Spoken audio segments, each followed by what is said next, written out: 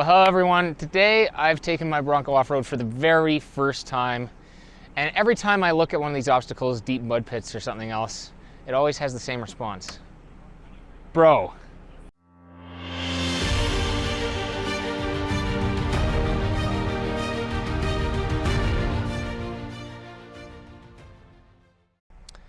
So I just want to quickly talk about my Bronco a little bit, and then we're going to have some off-roading clips as long as the sun stays up for a little bit. So not many people have put 37s on a stock height Bronco, and when they do it, normally they do a 37 by 12.5 R17 tire or similar, usually 37 by 12.5.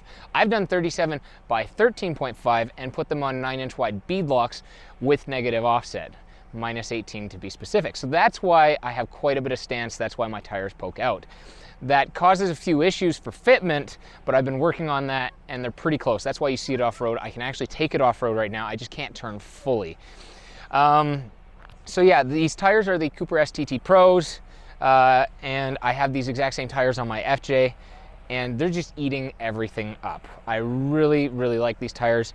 And then tucked in here, because it is the Wild Track package, you can't really see it, but there's the Haas 3.0 suspension in there. It's Fox 2.5-inch diameter shocks with tiny little remote resis at the bottom.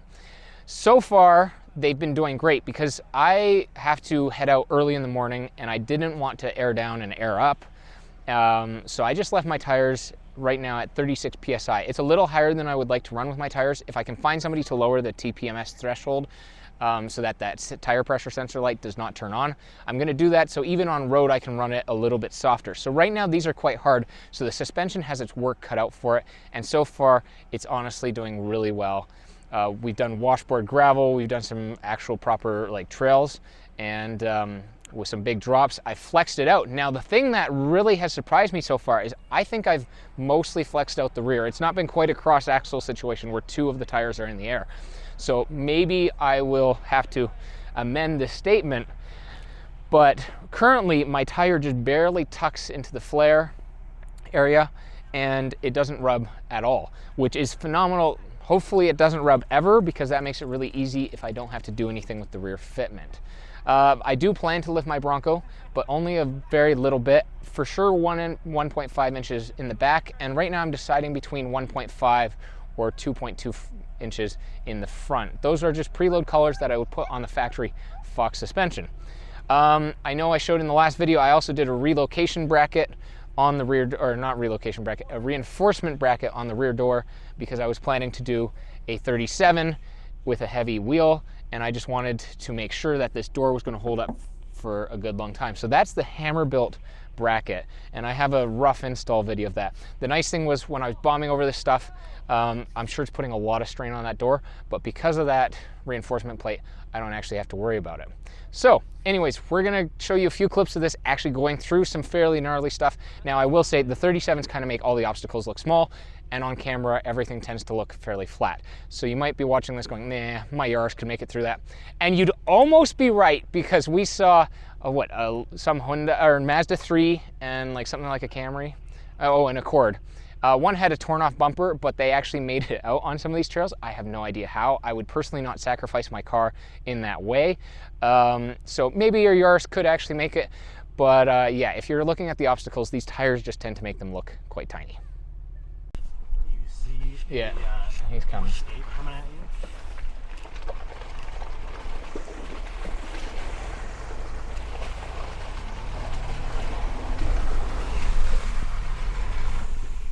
So I just stopped here because it's flexed out a bit. Now, my buddy JT was saying, dude, that's not flexed at all, but he has a long travel rear suspension in his 4Runner that is just absolutely nuts, no sway bar or anything. So compared to that, this is not flexed out. But the cool part is, as I said earlier, right now I'm not rubbing the back. I can still fit my fingers through there pretty decently. So I'd say, what is that? Probably an inch and a half to the flare. So if that's actually where the bump zone is on this corner in the back, then I probably won't ever rub these flares, which would be amazing because there's not really an easy way to modify them without, like, I don't know, hacking them to pieces.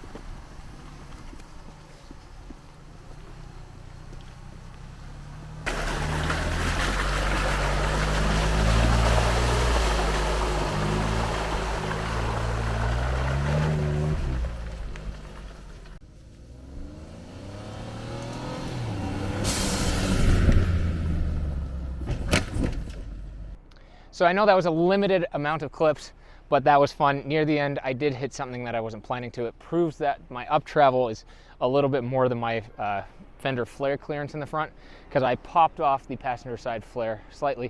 I just pushed it back in and it clipped back into place.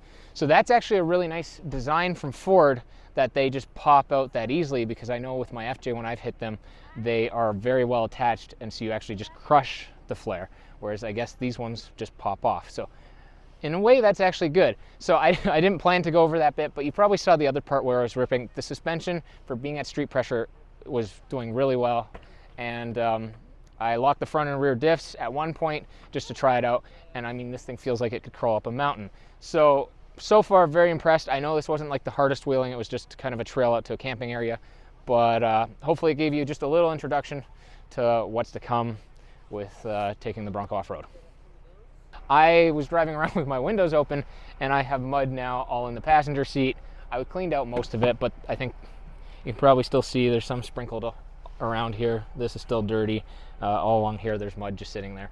So tip of the day is close your windows before going through mud, or if you've just been through mud and your mud tires are gonna fling it out into the air, maybe close your windows. Anyways, I hope to see you guys in the next video.